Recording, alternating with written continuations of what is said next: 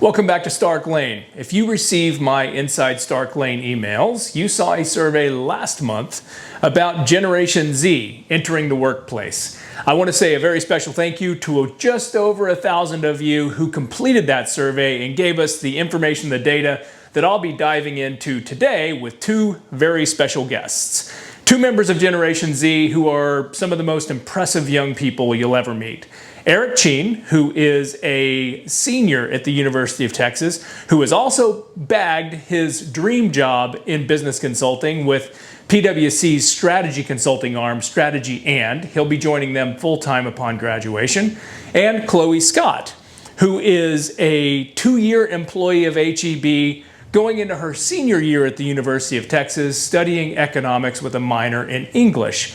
Both brilliant up-and-comers, and I'm excited to see what they contribute today as we look at stereotypes of their generation in the workplace. Let's dive in.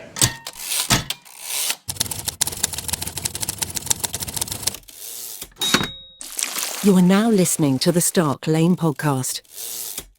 About 2 months ago, I sent out a survey to literally tens of thousands of people, healthcare executives, people subscribed to the Inside Stark Lane newsletter, people who have viewed our podcast, and then also a bunch of random people on my personal Instagram, LinkedIn, Facebook, largely people, professionals who are not necessarily Gen Z. And I'm really excited to see that feedback. I closed the survey. The survey is closed as of yesterday. We have the results here, and I have two resident experts on Generation Z, and that would be Kloey Scott and Eric Cheen, both seniors at the University of Texas, and they're going to weigh in on some of the public perceptions of Generation Z in the workplace as it relates to interpersonal skills, stereotypes, technology, expectations. So I'm excited to kick this off. Guys, thank you so much for joining us today. Kloey, tell us a little bit about you. I'm currently a student at the University of Texas at Austin, a junior like Eric. And I have a job on the side as well. I'm working at HEB in healthy living. And it is what I plan to do after graduation. As you can understand, I do have a little bit of experience working. And so far, it's been very good for me. I've learned quite a bit. I've learned some leadership skills. I've refined some things that were a little bit difficult for me before. Already, I feel a little bit more prepared for the workforce. Awesome. Eric, tell us about you. Absolutely. Chloe, it's hard to follow up on that. But hey, everyone, my name is Eric Chin. I'm a senior at the University of Texas at Austin, and recently I've been obsessed with MMA as part of my personal commitment to myself to challenge myself to grow, as well as bring my team along with me. On a more professional note, I run a pro bono consulting org here at UT Austin, and moving to the future, I'll be working as a consultant at PwC Strategy and focusing on technology transformations. So excited to see what's new in the world. Very nice. And these two know each other. Their paths have crossed at school, and my paths obviously have crossed with both of these awesome students and young professionals. And I thought it would be a great format to have them weigh in on some of the perceptions and some of the stereotypes of Generation Z as we dive into this survey. I don't want to waste a lot of time. Let's get right into it. You know, I'm going to open this up. I want to share my screen. We're going to look at some of the survey questions that were asked and how people responded. Let's look at question number 1. Compared to previous generations and based on your experience and perception, how would you rate the work ethic of those in Generation Z? And this is a great question because it went out to literally tens of thousands of people. We did not get tens of thousands of responses. Eric, you know from your time as an intern at Stark Lane how hard it is to get people to respond to surveys. But we do have many, probably 1,000 responses aggregated here. For those of you who are not watching the video, it looks like about 7% said that Gen Z has a stronger work ethic than previous generations. About 31 or 30.5% said the work ethic is about the same. And then a whopping 62%-ish said that Generation Z has a weaker work ethic than previous generations. What are your thoughts, guys? I do find that to be a bit interesting. Unfortunately, I'm not particularly surprised. That does seem to be what a lot of professors will say on day one. It's very important that you all study in my classes and that you don't take shortcuts, including artificial intelligence. And so my perception is that is understandable, but I don't think it's completely true. I personally disagree with that. Mostly agree with Chloe on that point. I think AI specifically has transformed a lot of how people work. I think that could be part of the reason why a lot of individuals may perceive Gen Z to be a little bit less effective or lazier in terms of their work ethic, because we often work in a different manner and take different approaches than what is traditionally the result. So largely agree with Chloe on that perspective, but also think that it's not the full picture, might be a difference in how we are approaching work today. It's so crazy. We haven't even gotten into the technology portion of the survey. And I think I've heard the acronym AI at least twice, once from Kloey, once from Eric. Let's go ahead and get into it. Let's look at question number 2. Compared to previous generations, how would you rate the interpersonal skills of those in Gen Z? 0% said stronger, almost 40%, so about 38% said about the same, and 63% said that Gen Z's interpersonal skills are weaker. How does this compare to your observations? Yeah, Chloe, if I could jump in personally here. This has actually been a big conversation that I've been having with a lot of professors and specifically at the university itself. Because even looking at my cohorts in the upperclassmen, senior, junior year, it's very different from how we're seeing freshmen and sophomores approach interpersonal relationships today. And the prevailing hypothesis, or at least discussion point that we've been having, is that it's because a lot of these students grew up during COVID in the performative years or developmental years, where it's very critical for them to get out and speak to more people. So it has actually affected how they approach interpersonal relationships now, and it's making them a little bit less human or relatable at times. That's a great point. So Gen Z is that cohort of people directly behind the millennials. So 97 to 2012 is what's generally and commonly accepted as Gen Z. And those people, for the most part, were in high school-ish during COVID, right? So what were your high school experiences like? Both of you were in high school at the peak of COVID. How did that impact you personally? Personally, I do know that it impacted me because quarantine happened during freshman year, my second semester of freshman year. And it started at winter. No, it was spring break. Spring break. We had one extra week to stay at home. And we thought, oh, well, that's unfortunate, but it's not such a bad thing. And then one extra week turned into a month. And then we ended up having the whole semester off because of quarantine. What ended up happening is, I think, during a very important time in social development for me and for a lot of people, I think a lot of people didn't have a lot of practice they may have needed to refine those skills. And I think as a result, it's just turned into a lot of Gen Z's weaknesses. I think it's the most prominent. That being said, is it something that's very easy to overcome? I think so. Absolutely. Exactly right. And that's I think that. Go ahead. No, I think I was going to mention that exactly brings up to the point of nurture versus nature. And I think it's hard to discern when you're looking at stereotypes in a broad group of people, what is truly applicable to the nature of the group, or whether that's something that as a cohort, as a group of students, as a group of people that we've experienced through our lives, and that has shaped how we interact today. And that's a perfect segue into our next question. So compared to previous generations, how would you rate the verbal communication skills of those in Generation Z? About 22, 23 said about the same, and 76, 77 said that communication skills or verbal communication skills are weaker. Now let's look at the flip side of that coin. Written communication skills was question number 4 in the survey. Compared to previous generations, how would you rate the written communication skills of those in Generation Z? So 8% here said stronger, about 22, 23% said about the same, and nearly 70% said weaker. I personally know that I'm in specific environments where written communication skills are a little bit better, given that I'm an English minor. And so my peers tend to have generally pretty decent written communication skills. I would say above average. So it's a little bit strange for me to speak on this matter. I did see a statistic that Gen Z has a tendency to have more grammatical errors in their writing. Okay. But at the same time, we also, again, artificial intelligence, we are at a moment in history where if you want to double check your writing, you can just input it into artificial intelligence and it'll correct your errors for you. And I think that's part of the issue. I don't know. I Yeah. can't really weigh in here. I've seen, I see a lot of shorthand that would annoy people that are accustomed to more formal business communication.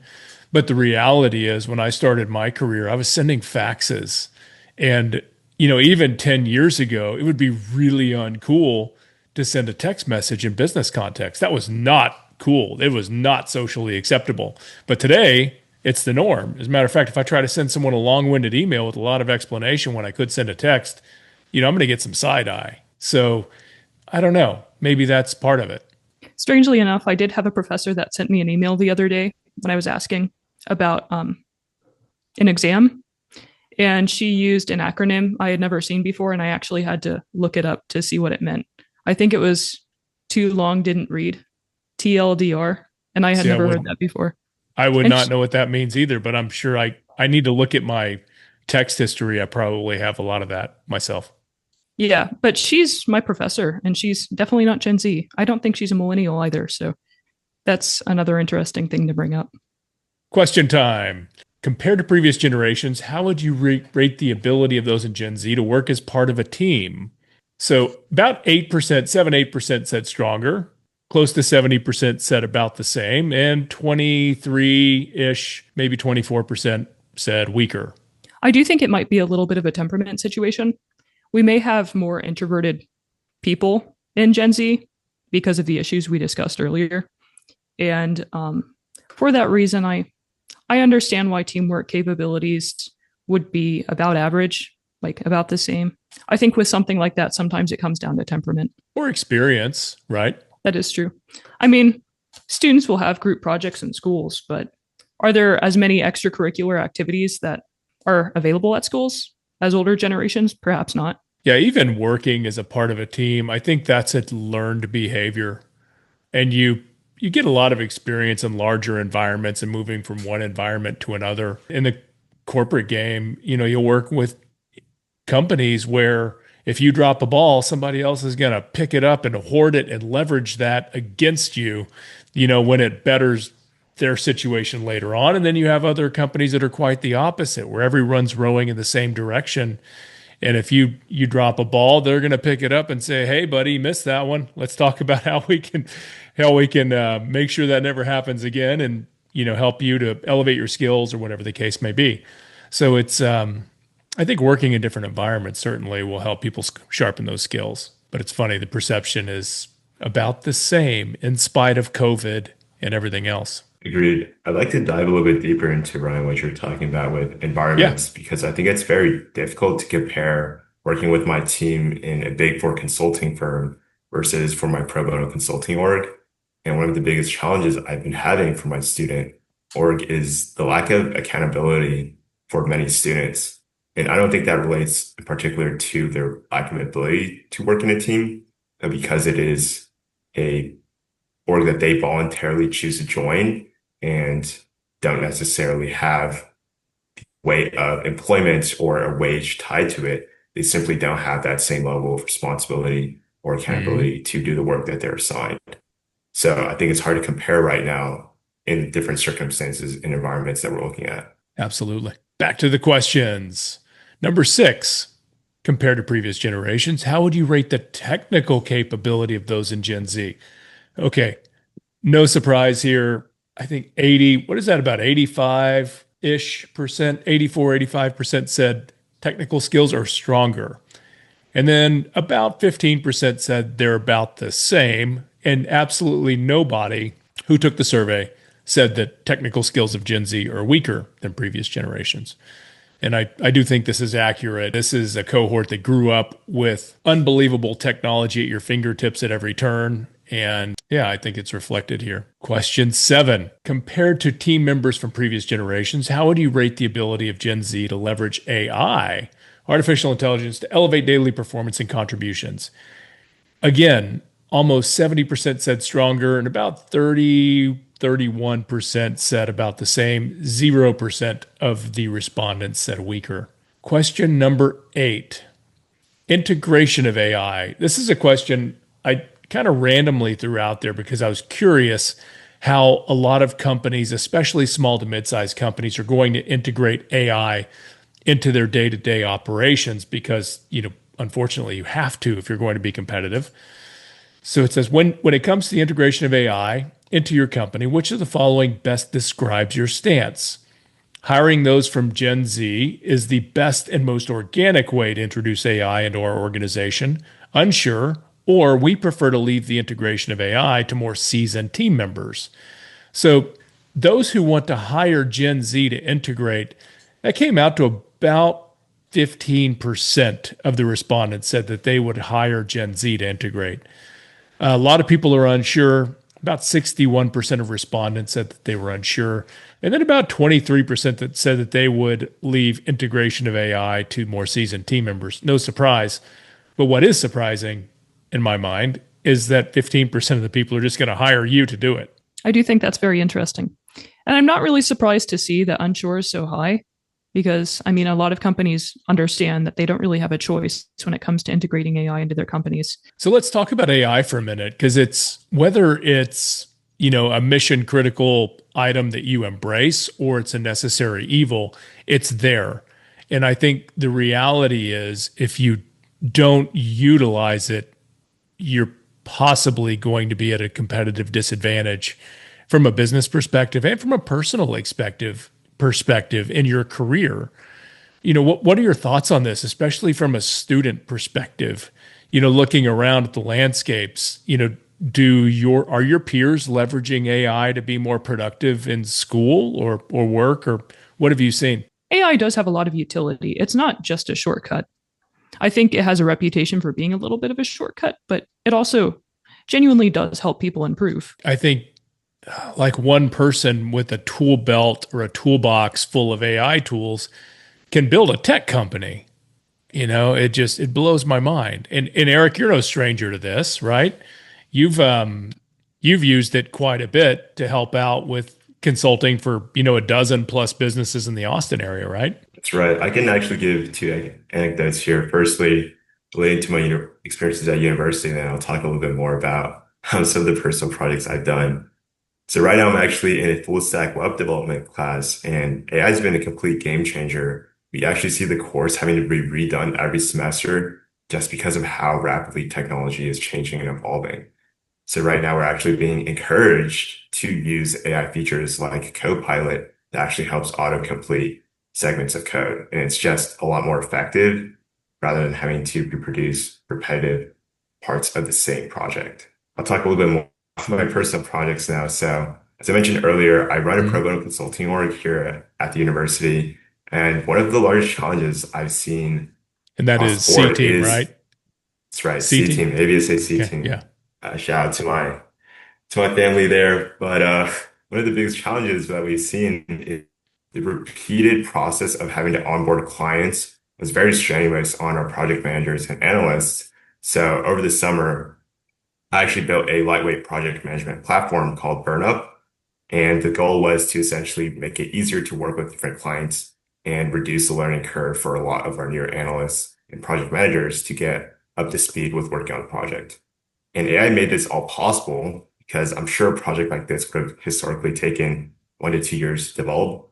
And because of how effective AI is, I was able to build this out in under a month. That is insane. It's mind blowing. And I know you've always been into consulting. It's so cool to see that career already growing legs and taking off before you even leave university.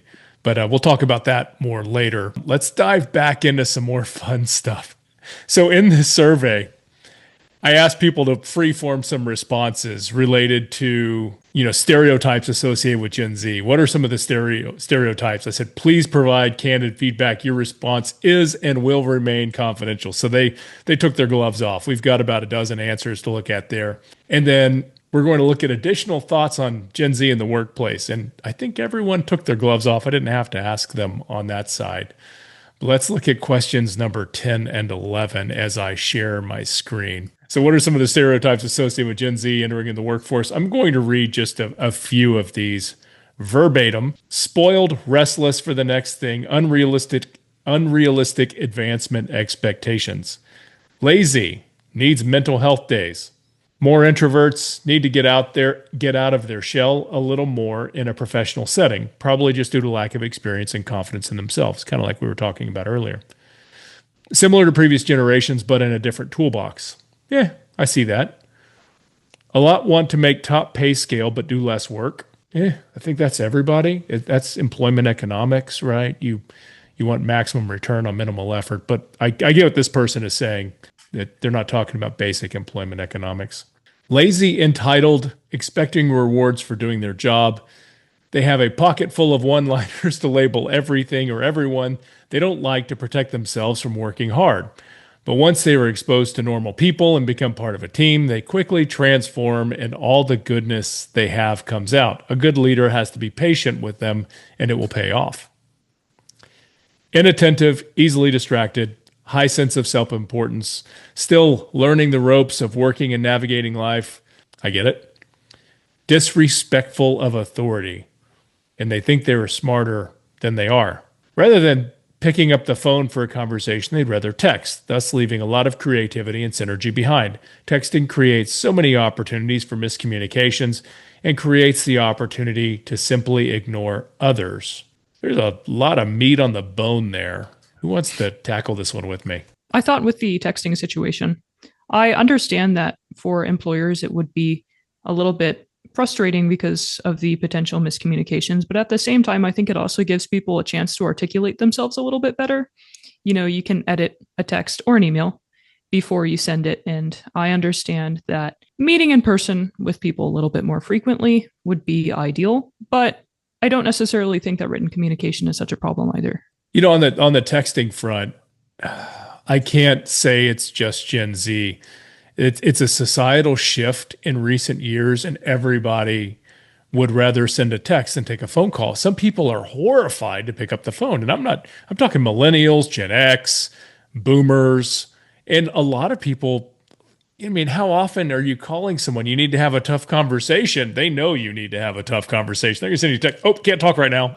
So it's not just Gen Z, but I see what they're saying. If you grow up with and you have text messaging is a primary vehicle for communication, like it just is what it is. You're going to utilize it a lot more and a lot more comfortably. And I don't think the phone aversion is limited just to Gen Z. I get what they're saying. Like you call someone super young who's never had a business conversation or a tough conversation on the phone, it's just really, really awkward. Spoiled, restless for the next thing, unrealistic advancement expectations. I do think for unrealistic advancement expectations, I do think that would be any generation entering the workforce, because if they have yet to enter the workforce, how are they supposed to know what they can expect? So I don't think that is necessarily something wrong with only Gen Z. I think that would be any generation. That's a good point. And last week, we had Katie O'Connor on the podcast, and Katie's a friend of mine. She's a central division CHRO for a massive hospital, not-for-profit hospital company in the Northwest. And one of her comments was very interesting. She said Gen Z in particular, they're not going to put up with garbage. They're not really interested in paying dues. And if they're treated poorly, or if they're in a less than optimal environment, they'll just go across the street. They're not going to stick around. And I think there was a mindset in previous generations where people were, you thought you had to pay dues. It was okay for someone in a position of authority to be a total a-hole. And, that's okay because that's their job and they're the boss. And, I'm just me, I'm an underling and I'm going to pay my dues. And someday I'm going to be the guy in that Ford truck with a clipboard yelling at everyone. But That's just not the way business works anymore. And maybe Gen Z is the first real generation coming up who says, you know what, I'm not going to put up with this. They can make money across the street. Fully agreed. I think this is the first time in history, speaking from a more entrepreneurial background too, where it's been so easy and effective to even start your own venture if that's something you're interested in. So the opportunity cost for working in an environment where you don't feel appreciated or you don't feel the growth opportunity is very high. So it's very easy to switch out if you don't feel it's a place for you. More fun, free-form responses. So this one is, please share any additional thoughts on Gen Z in the workplace. The first response, I'm excited for them to enter the workforce. Compared to previous generations, they seem more prepared to put in the work required. Studies have shown they prefer friendships to romantic focuses, are seeking deeper connection, and are an active part in spiritual revival. All of this points to a generation with a solid work ethic. Additionally, I sense they will find new ways to enhance the work-life balance by using technology to make more efficient, reduce red tape. Another person said, I've had some wonderful and bright interns who were Gen Z and are professional and mature. I've also met others who lack common sense, confidence, and initiative. Organically, they seem to embrace technology and bring fresh ideas and different perspective. It's important for teams and companies to embrace this diversity in the workplace because, like it or not, it's the future. Totally agree. I am convinced that this generation will evolve with common sense over a period of time, and far more conservative. Another person said, not open to respect all generations, younger or older, or their experiences or advice. On cell phones way too much. Another person said. That's excellent for talk and text Yeah. communication. If you can survive the first few months of dealing with their brainwashing and how horrible the world is, they will demonstrate that they are highly intelligent, adaptable, agile, and ultimately are great team members. I think the role of the seasoned leader is to ensure Gen Z can be integrated into the workplace. Most places still have older folks running them. Here's another person said, I have been in the hiring process for several Gen Z employees, and so far I've been impressed with how they contribute to our company. I found that a lot of Gen Z struggle with spelling and grammar. Okay. Interesting. That kind of goes back to Chloe's comment earlier. Here's another one that's interesting. Being a boomer with both greatest generation parents and Gen Z kids, it's fascinating to see what is and is not considered adversity between the generations. They'll likely have a better grasp of current technology, but little comprehension of how and why it was developed. For the big picture, both are important. So having all generations on your team is important. And I know who came up with that. He runs a technology company, and he's really interesting, very smart guy. And I like that perspective.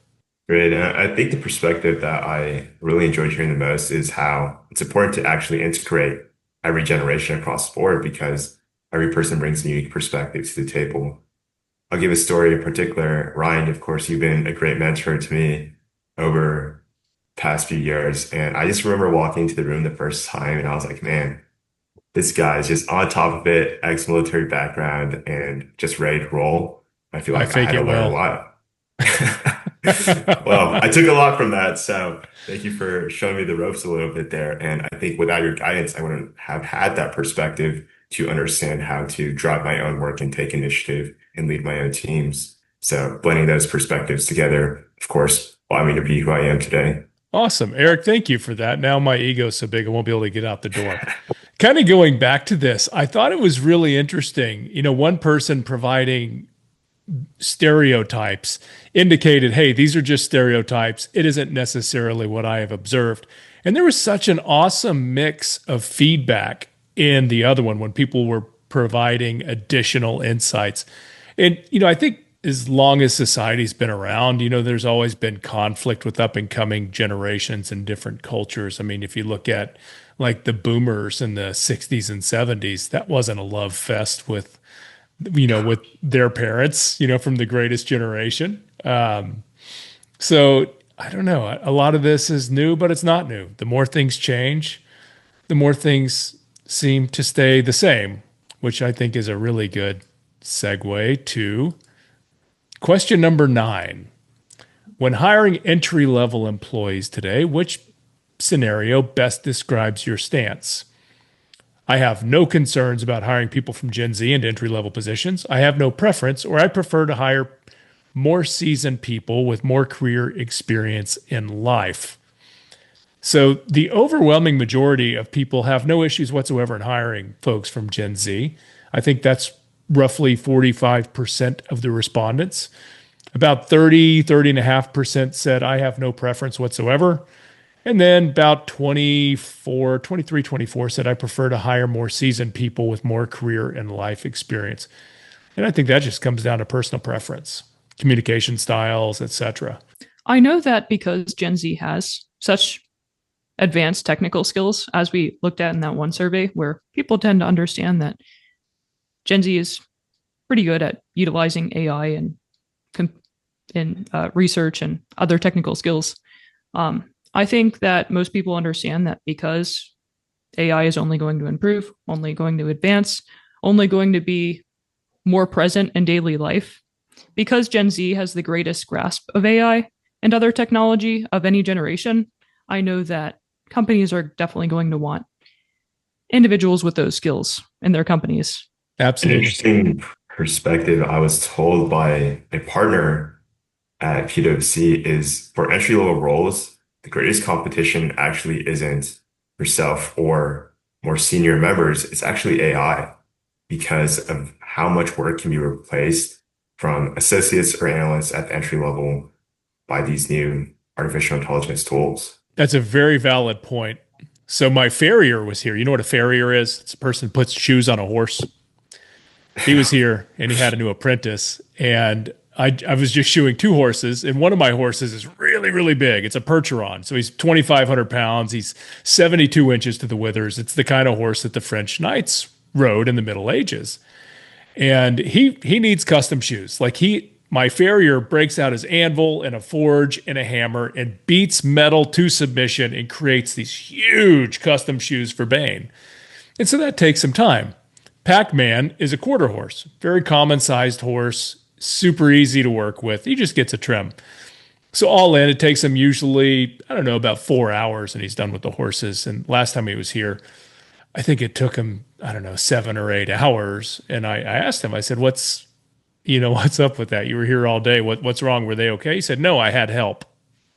So when you're bringing new people into the workforce that don't have a lot of experience, you're making a big investment in those people and, teaching them the role, you're teaching them the company. And, sometimes it's easier to do it on your own or do it with AI. So reinforcing Eric's point, if I can have a digital robot helping me out, that's way easier. Back on that front, we have two awesome Gen Z resident experts who I think it's atypical. Do a lot of your peers already have jobs lined up, or is it just you two nerds? One of my friends is looking for an internship right now and is struggling a little bit because it's a little bit later in the semester.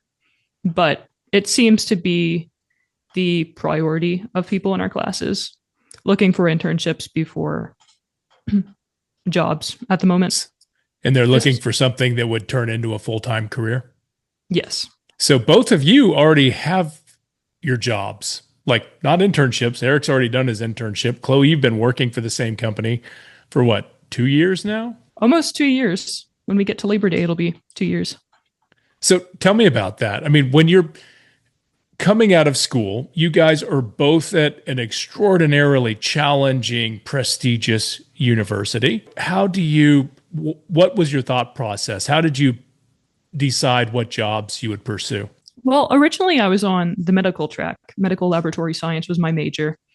And I ended up switching to economics because I realized it was more compatible with my skill set, not to mention more compatible with my interests. And over the summer, I decided to start a job at HEB as a personal shopper. At the moment, it was just an opportunity for me to get work experience with a company I had already really respected and had a great appreciation for.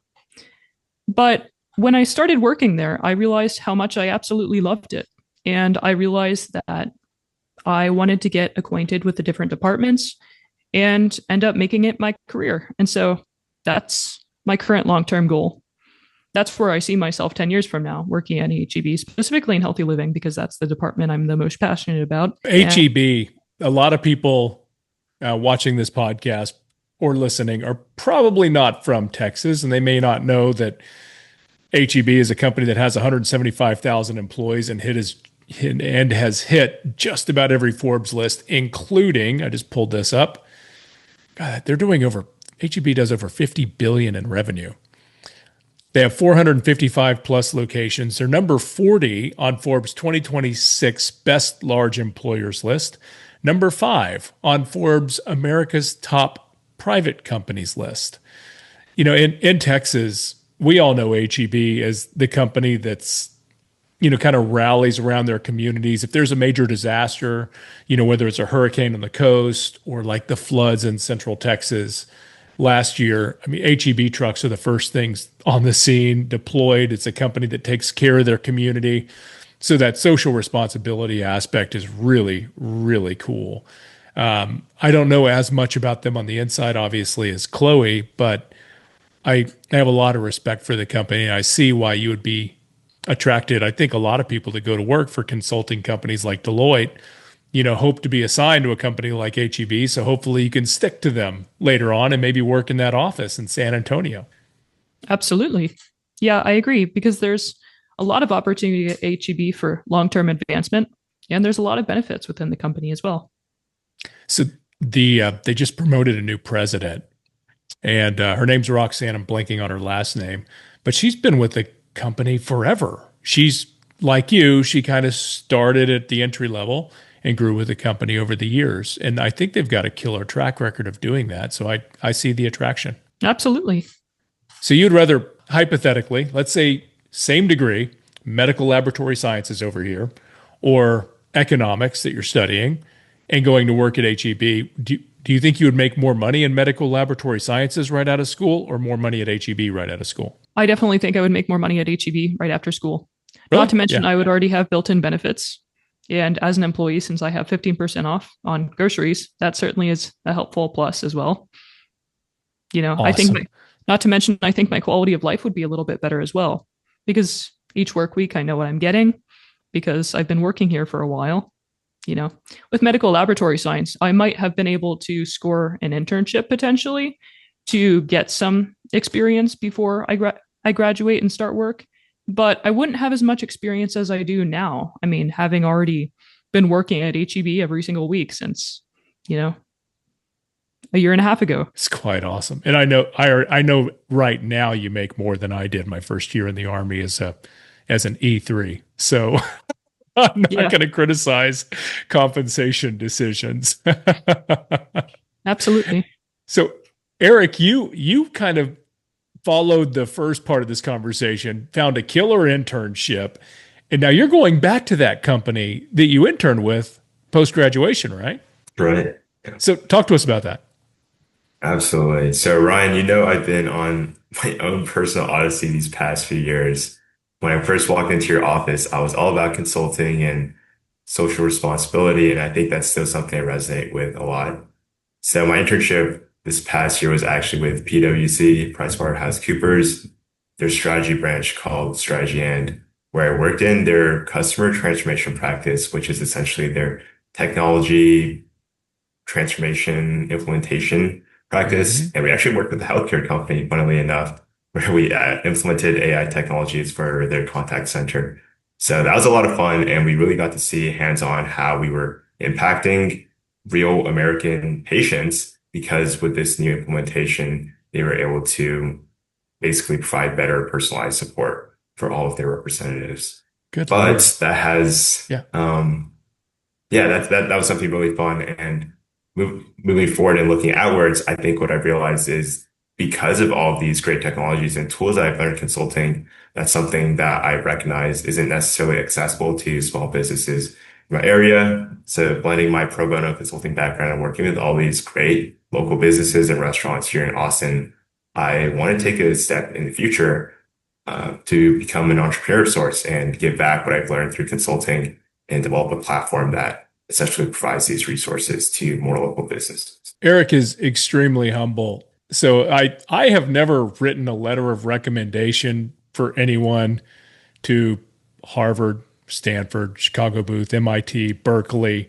But I did that for Eric recently for deferred MBA program because Eric's on a track. He's like on a train track. He has this vision of socially responsible entrepreneurship, and we'll get him on that tangent later on. Maybe a different podcast episode. That'd be fun.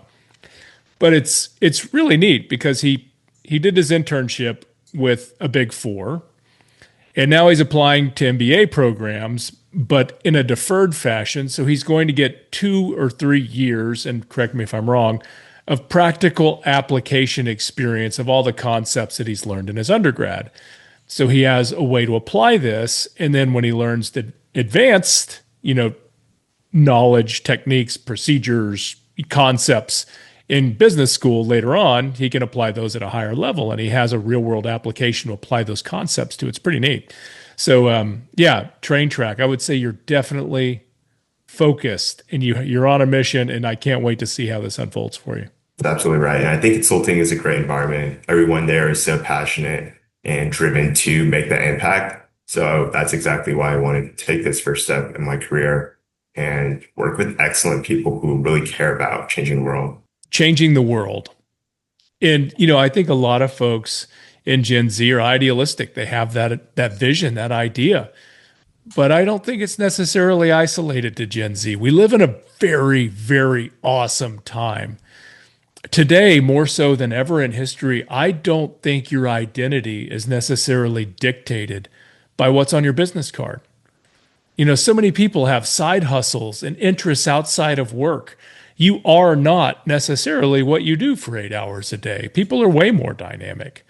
Eric, you're a total MMA badass.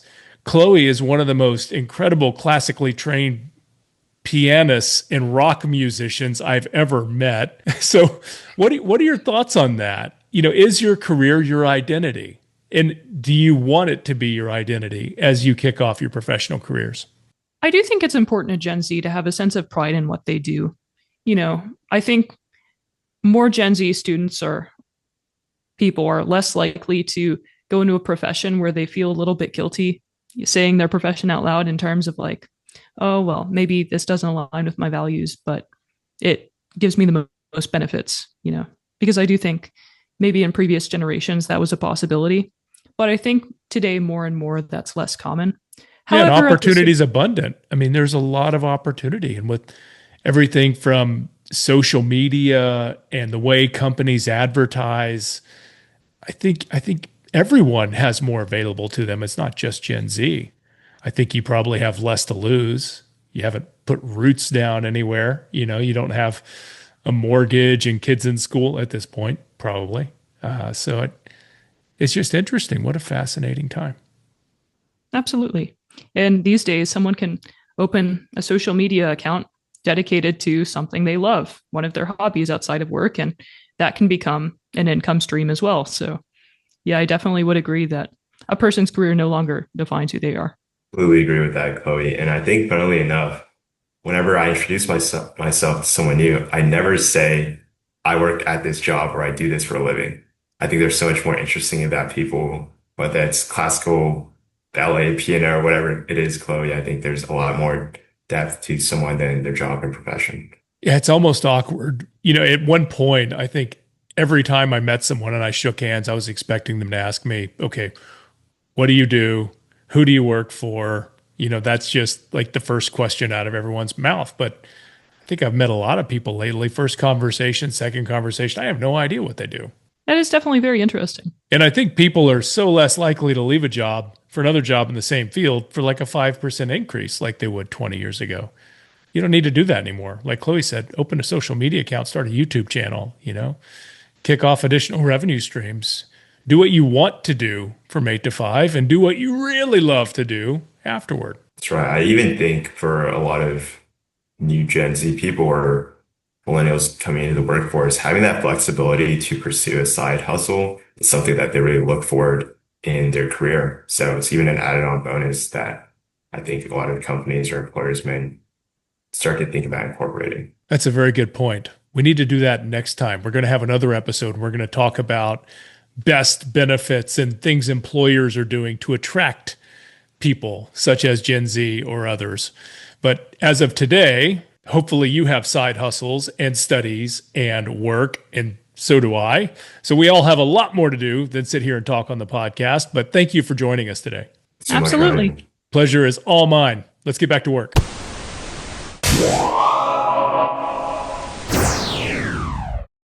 This has been the Stark Lane podcast. You can find us on YouTube, Spotify, and wherever you find the programs to elevate your career and your passions.